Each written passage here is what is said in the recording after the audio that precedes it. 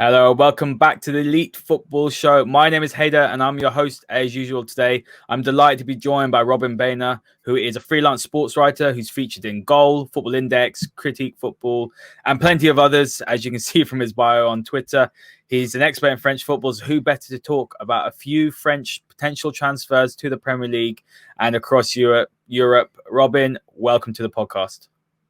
Hi, it's nice to be here. How are you? How are you doing? I know you had putting the kids to sleep, so was that a bit of a chore? Yeah, there's been a few issues. It's more stressful than anything to do with work. I can tell you that. This will be a nice little sort of detox and a relaxing session. Just talk a bit of football, but let's just jump straight into it. And look, the name Aouar is just popping around a lot, isn't it? At the moment, you're seeing Arsenal being the favourites, I would say, to sign him. It seems they're not too far apart on the price. Juventus apparently interested as well, but it looks like they'll have to shift a few. But what's the sort of lowdown on what's going on, and do you expect him to join Arsenal?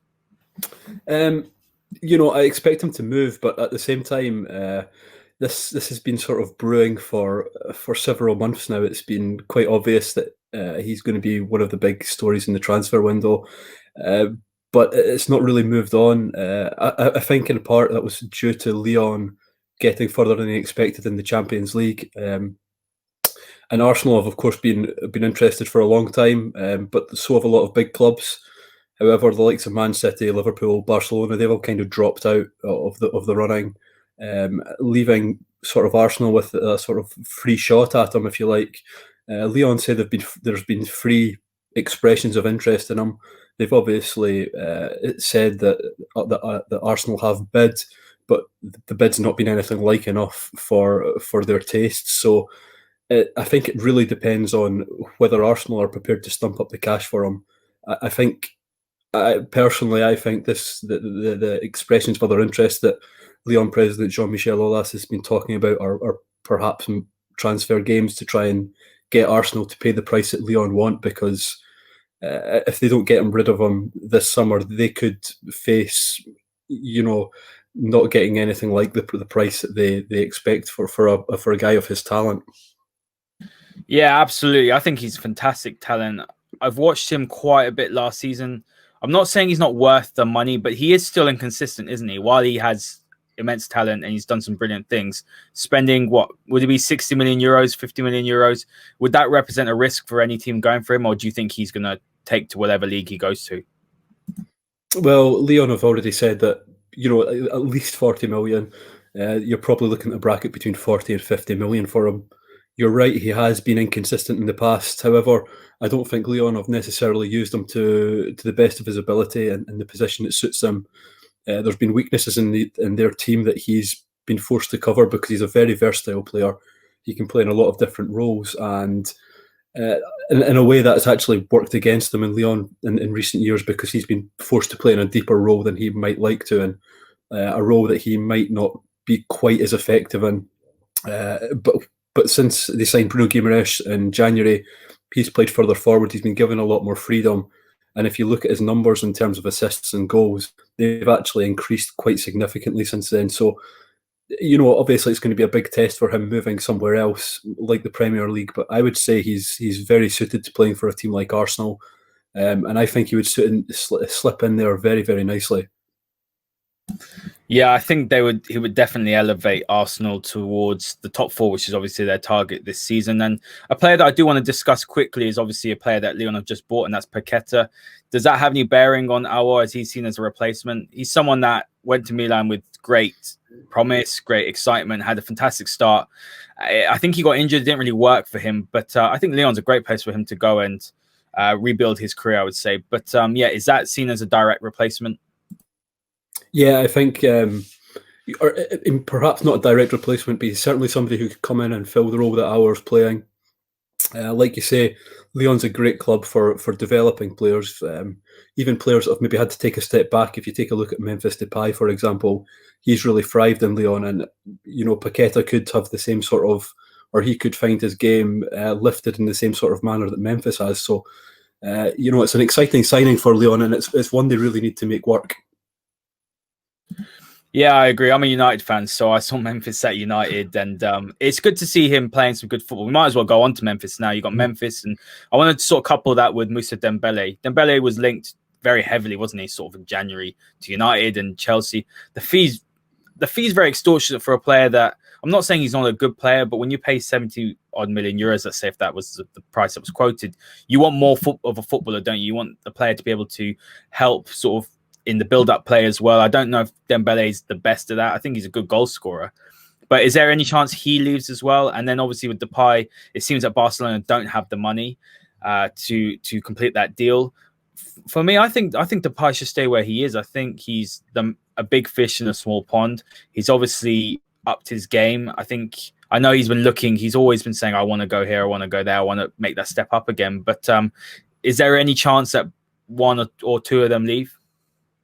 Yeah, I mean, Leonov said that they're probably looking at possibly two departures, and they said earlier this week that they wanted the deals done by Friday, which is obviously Tomorrow. That's tomorrow. I mean, it doesn't look like that's going to happen at the moment. Going on to Memphis, I agree with you. I think he's probably the sort of player who's best suited as being a big fish in a small pond. Exactly as you say. I think he really thrives on being in the spotlight and being the main man.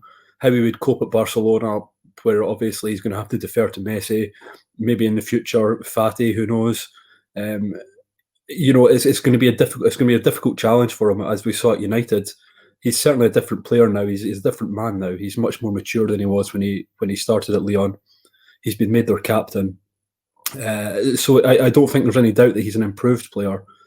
But whether he's capable of making that step up and still performing to the level that he is currently, I'm not so sure. As I say, I think it would be good for him to stay at Lyon, but I'm not sure that's necessarily possible, just because of the ambitions that he has, which is fair enough. Everybody wants to achieve their best, I guess. But obviously he's out of contract next summer, and that complicates things for Lyon because they want a fee for him.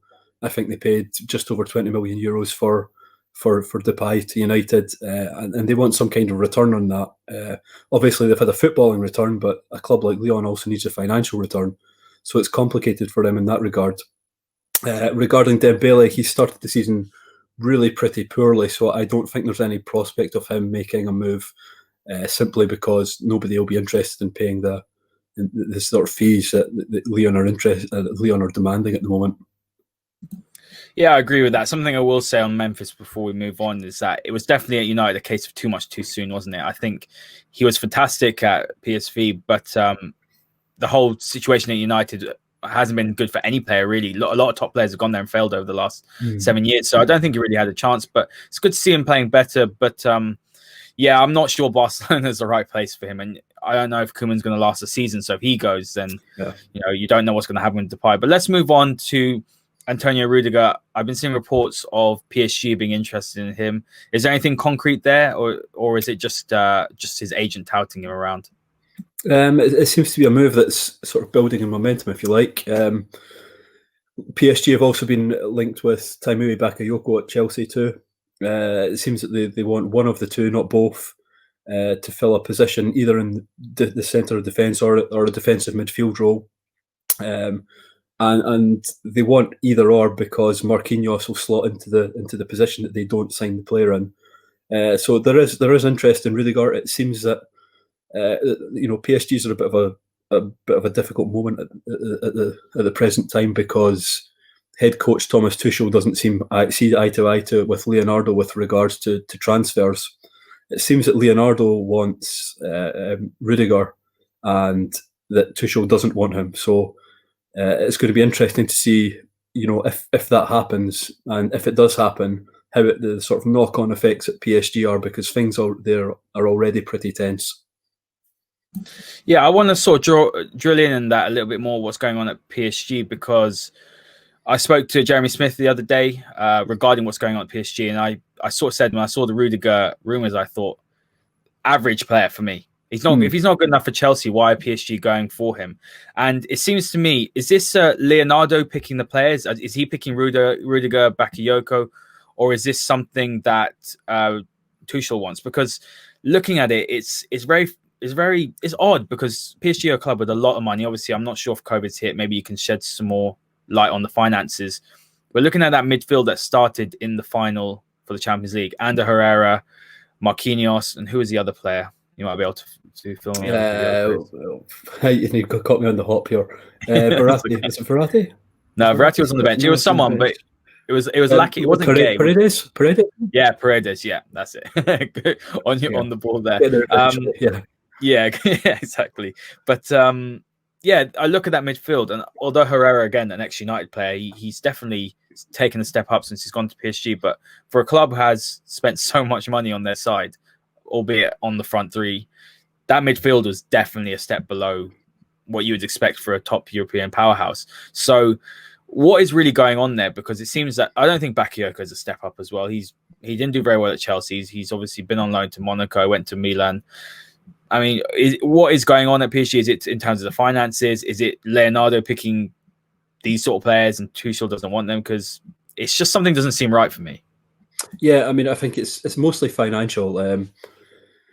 Even though PSG are funded effectively by the Qatari state, they're like everybody else who've been hit by the COVID issue. So their income's down. They've obviously got FFP issues that are kind of hamstringing them a little bit from UEFA's point of view. So they can't spend freely like they might have wanted to. So you're not going to see a move like the Neymar or Mbappe mega moves. That's just simply not going to happen. They've already signed Icardi this summer for a lot of money, which again is not necessarily something that Tuchel wanted, but was something that Leonardo pushed. So, financially, there is definitely an aspect of that. I mean, I think if you look at PSG's, if you get their absolute strongest team out, they've got a very good team. Where they lack is the depth like Bayern, and I think they're possibly trying to sign somebody like Rudiger or Bakayoko almost as a sort of squad filler, somebody who possibly appreciates that they're not a super ego of a sort of superstar player who possibly doesn't want to immediately break into the first team, but is happy to play as a sort of backup role, be well paid for a backup role, and sort of not rock the boat too much, if you like. So there's a myriad of things happening at PSG at the moment, and I think the mix is quite toxic, and it seems like they're going to struggle to get many deals over the line before the end of the transfer window, and I think that's going to really cause them problems going forward, particularly if they suffer injuries and suspensions over the next couple of months, which promise to be sort of a really hectic time for everybody. Yeah, absolutely. It's 10 months of a season in 9, isn't it now, with the lack of rest over the summer. But one last point on that, looking at that Champions League group as well, the group of death, it's not easy, is it? The one that PSG have just been, as a United fan, I'm not very happy, but you look at there's Leipzig as well, and you've got Istanbul, Başakşehir. So look, that's a group of death if you look at all the other groups. There were reports that Tuchel could get sacked after the Champions League, or if they had not made the final. Is there any movement on that? I know Allegri's still available. Pochettino could be an option. With that friction between the manager and obviously Leonardo, could you see that there could be a new manager coming in the not too distant future? Well, I think one of the things that's keeping Tuchel in a relatively secure position at PSG at the moment is the finances.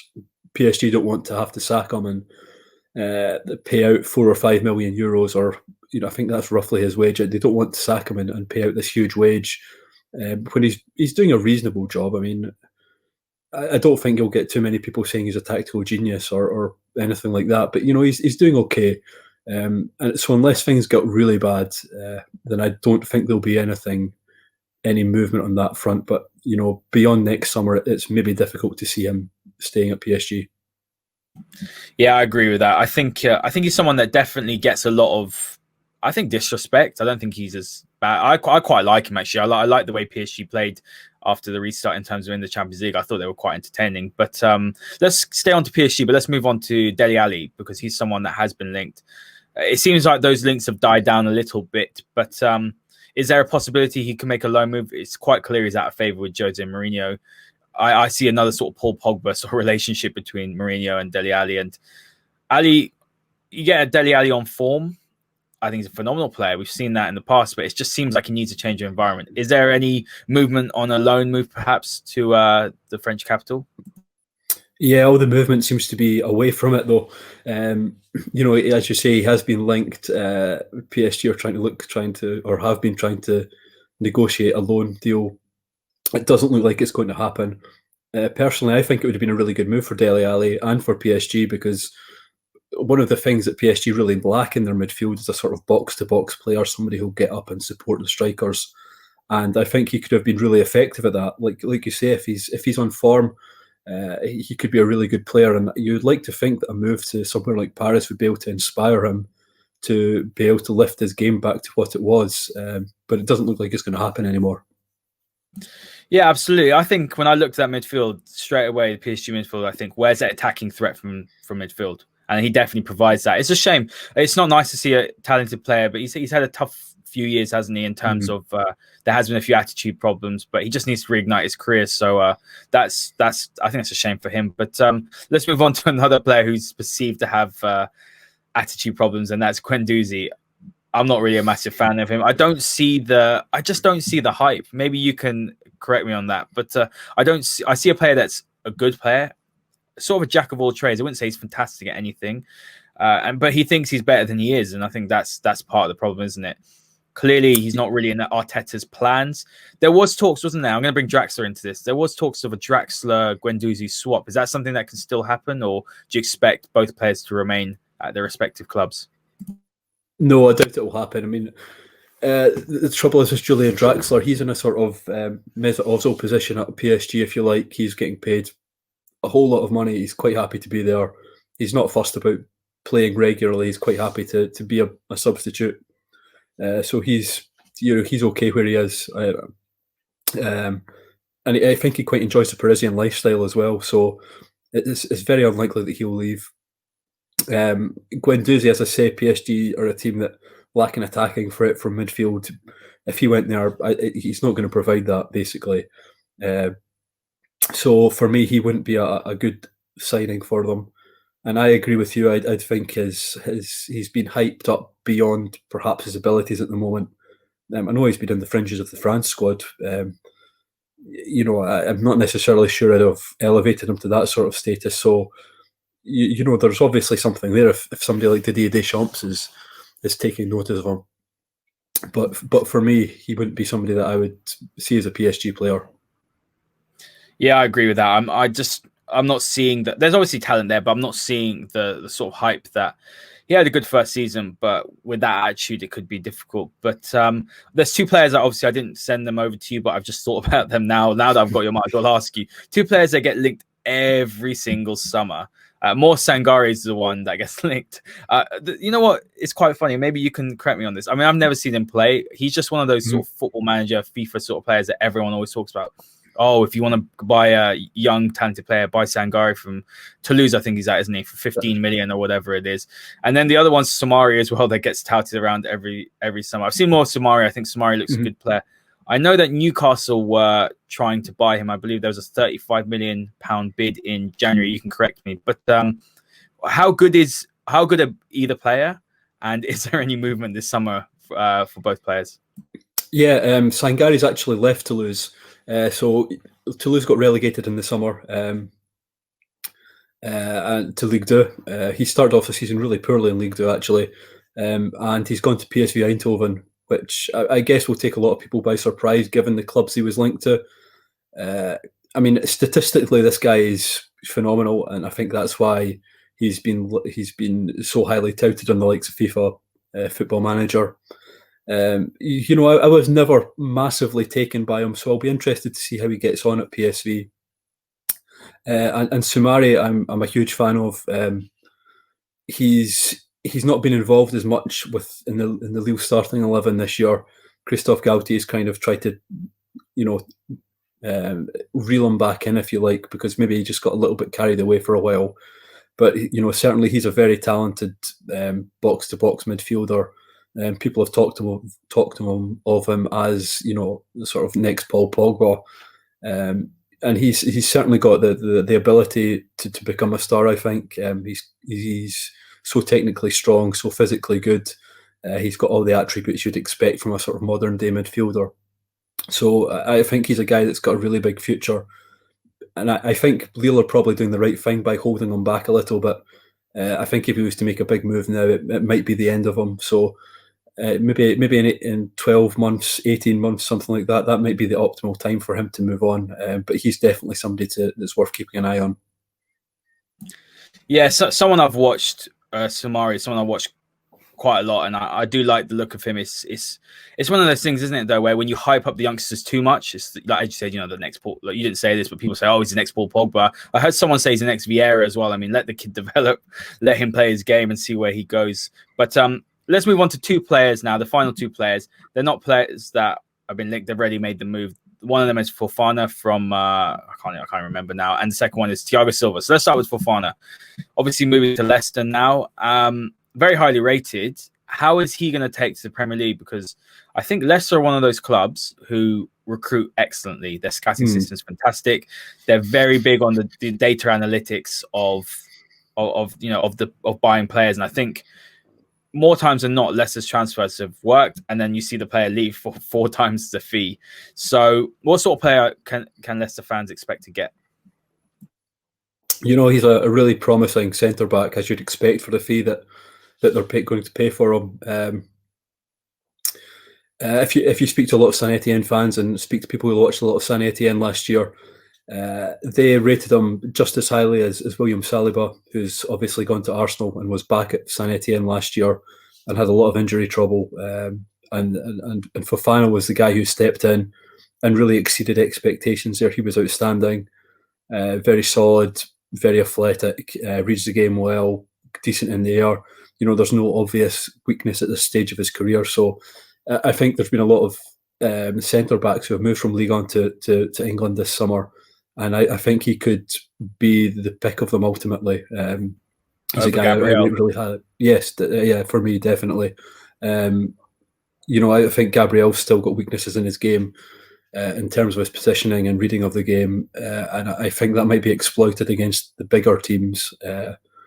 It remains to be seen. Maybe I'm wrong, but I think if you watched the Champions League last year and Lille in the Champions League, I felt that he was a weakness in their defence, and it really needed somebody like Jose Font to sort of talk him through games. And especially against Chelsea, there was 2 mistakes, wasn't there, against Chelsea when Tammy Abraham scored? Yeah, I agree with that. That's the game that most sticks in my mind when I think of Gabriel. And, I think he's got something to prove. I mean, obviously, Fofana's not played at that level yet, so he's untested. And it will take a degree of time to settle in for him. But, I think ultimately, he's still very young. I think he could really be, he could develop into a world-class defender for me. Very interesting. Do you think, I know it's early to say, but if all goes well, do you expect him, could he play for a top elite club around Europe? Yeah, I mean, I've got absolutely no doubts about that. I mean, if you, I think that the market for centre backs at the moment isn't particularly good. I think he could easily play for anybody. I mean, obviously he's going to need to develop. He's not completely the finished article at the moment, but I think he could easily play for a Man United or a Real Madrid or a Barcelona one day. That's really interesting. He's definitely one to watch out for. Robin, last question, last player. I left it to last because I think it's quite an interesting one to end on, and that's Thiago Silva. Now, when I saw Thiago Silva was going to Chelsea, 2 things came into my mind. One, the pace of the Premier League. We know the Premier League's obviously, it's got a very fast pace. It's very physical. That was not so much the concern because I always thought that if you put someone quick next to him, like a Kurt Zouma, I think he could be okay.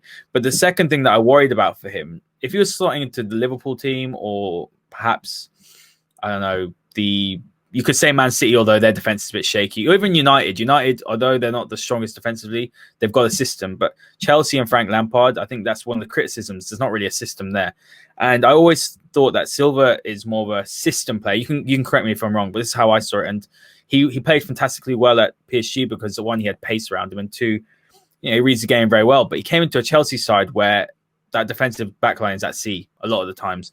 They're not coached properly, and he got exposed, didn't he? So, barring, I suppose, the leadership and the winning acumen that he brings to Chelsea, do you have any concerns about, physicality wise? He is getting on a little bit. And do you have any concerns that he won't adapt to the Premier League? Yeah, I mean, it's obviously a difficult move for him to make at this stage of his career. I'm not sure how much English he speaks, which could be another issue. And as you say, Chelsea play just in such a sort of broken manner. It's going to be difficult for him to cover spaces.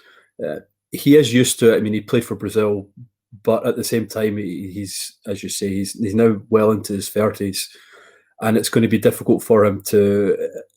I mean, his strength was always sort of reading the game and being in the right place at the right time. And I think, like you say, in a Chelsea team that's just a bit haywire defensively, that's going to be very complicated, and it's going to be very difficult for him to settle in there.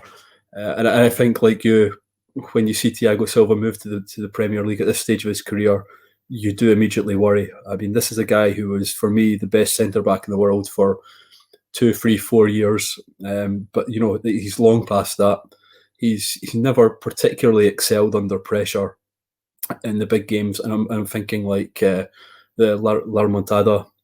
He was an absolute shocker that night, and I just feel that maybe it's just come too late for him. And I think if he really flops, I think that would be a real shame, because it would just be such a tainted mark on his legacy, if you like. He deserves to be remembered as one of the greatest centre backs of a generation. And if he does poorly at Chelsea, he's going to be almost ridiculed in England and Britain for, you know, forever. That's a washout. But that's how it is, isn't it, Robin? With I think with the Premier League fans, I'm a big Premier League fan, but I watch a lot of Serie A, and the disrespect that the Premier League fans have towards foreign leagues, you always have the word thrown Farmers League, don't you? And so, unfortunately, the problem is that a lot of Premier League fans are like this. They're very narrow-minded. They see what's in front of them. They can't see the full picture. But the second thing as well, I would say, is, you know, the modern younger fan as well. They'll see one game and they'll think, oh, he's rubbish now. But they'll completely discount everything. He was fantastic at Milan, fantastic at PSG. One of my favorite defenders. It does seem like it's come a little bit too late. But I'm just going to let you have the final word. So I'm just going to pick out Aouar, because that's the biggest one. If out of 5, and I know this, you don't want to make predictions because things change, but out of 5, how likely is it? Would you see him in an Arsenal shirt? And then how likely could you see him? Yeah, this is tough. If you don't want to answer, that's fine. But no, that's okay. And then the second one I'm going to say, because, you know, there's a slight doubt that he will go to Arsenal. I just feel like Juventus might be able to pull out the money somewhere and he'd go there. Out of 5, how much does he want to go to Arsenal? Because there are reports saying that he's going to Arsenal because the options aren't there, the other options available. Yeah, I think. Okay, so just to keep it simple, does he go to Arsenal, or is he at Arsenal this time next month? I'll give you a 3.5 out of 5. Okay. How much does he want to go to Arsenal? Probably, I would say a 3 out of 5. I mean, I'm obviously not got any connections to him personally, but I would say, you know, the draw of the Premier League's there. You know, Arsenal are still a big club, not in the Champions League though, so that's a bit problematic. Okay, so 3 out of 5. Yeah, I agree with that. I know I put you on the spot, but no, I think it's probably going to happen. But, you know, Arsenal need to shift a few, as we know that. But Robin, thank you very much for coming on today. Where can all the listeners find your work, and what's your @handle for Twitter?